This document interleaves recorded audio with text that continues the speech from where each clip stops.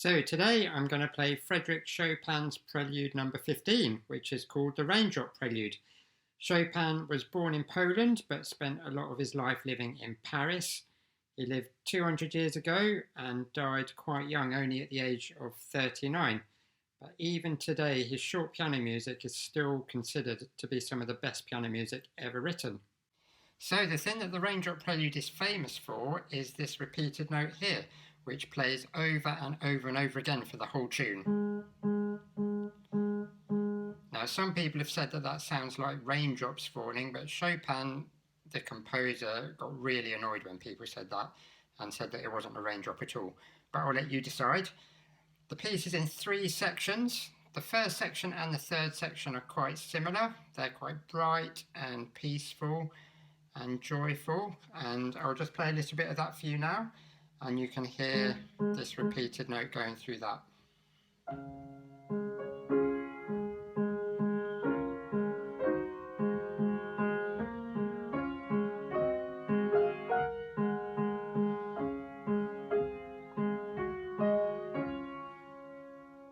And that note keeps being played over and over and over again in the second section, which is really dark and moody because we have these low chords happening.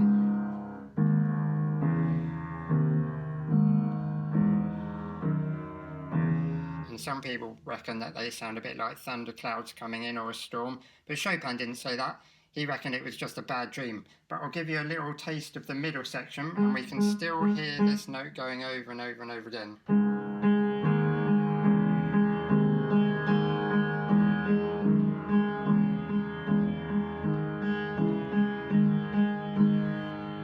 And then it doubles the note to give a bit more energy and emotion.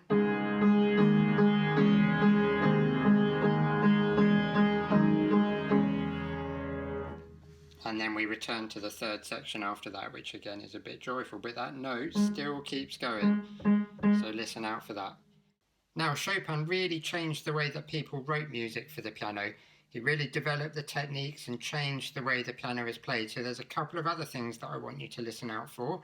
And one of those is called ornamentation, which just means decoration. So you'll hear little fancy bits happening, which are a bit like the sprinklings on a cake. They just add a bit of nice flavour and a bit of fancy stuff. So every time the tune comes back in the first and third section, we can hear a nice little bit of decoration, and then it gets more and more complicated as the piece goes on. And the last ornament gets fancier every time, so listen out for those ornaments. The other thing that Chopin was renowned for was his use of the pedal. Now the pedal, if I hold it down, means that the sound keeps going even when I'm not pressing the key.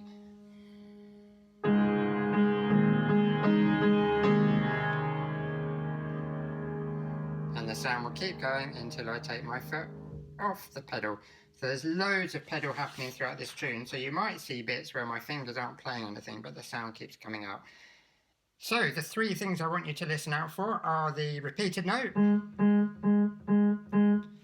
the grumpy chords, and the ornaments. See if you can find those when I play it. So this is the Raindrop Prelude.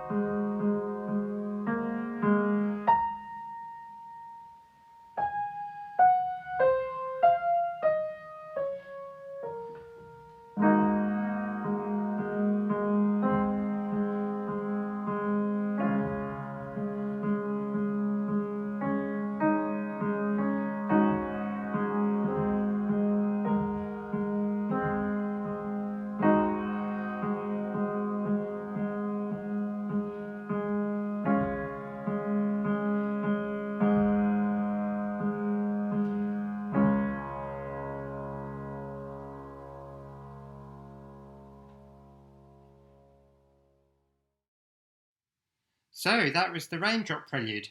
I hope you managed to find all the things that we were listening for. If you want to have a go at making your own raindrops, then check out Mr. Smith's Making Clouds video. Or I thought it would be fun to make some rain gauges so we can collect and measure actual raindrops ourselves. Now, proper rain gauges are pretty complicated things. This is an example of a tipping bucket rain gauge, but we're going to make something a little bit simpler. Now, for this first rain gauge, which is the easiest one to make, you'll need a jam jar. One with straight vertical sides is best because it will measure more accurately. You'll need a ruler, a marker pen that won't come off when it gets wet, and some masking tape.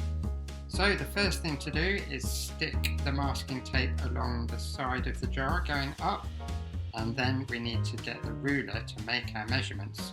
Now, rain is quite unusual in that it's one of the few liquids that we would measure as a distance rather than as a volume, and the reason for that is we can use the information to find out how much rain has fallen over a given area. So first job to do to make it a bit easier is to mark off centimetre measurements going up the side of the tape, starting from the bottom of the jar. Now, rain is normally measured in millimetres, so to convert those centimetre measurements into millimetres, we can multiply them by 10 because there are 10 millimetres in 1 centimetre. So 1 lot of 10 is 10, 2 lots of 10 is 20, and 3 lots of 10 is 30, and so on. And then make sure you mark off millimetres at the top of the jar so everyone is clear about what you're measuring. And then when it rains, you can collect the raindrops in your jar and see how much rain has fallen.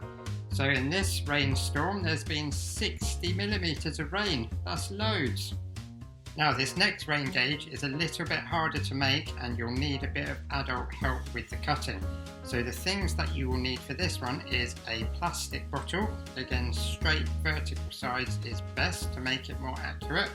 You'll need some masking tape, a permanent marker, a ruler, and also some scissors or possibly a sharp knife, but be very careful and get some adult help with that bit.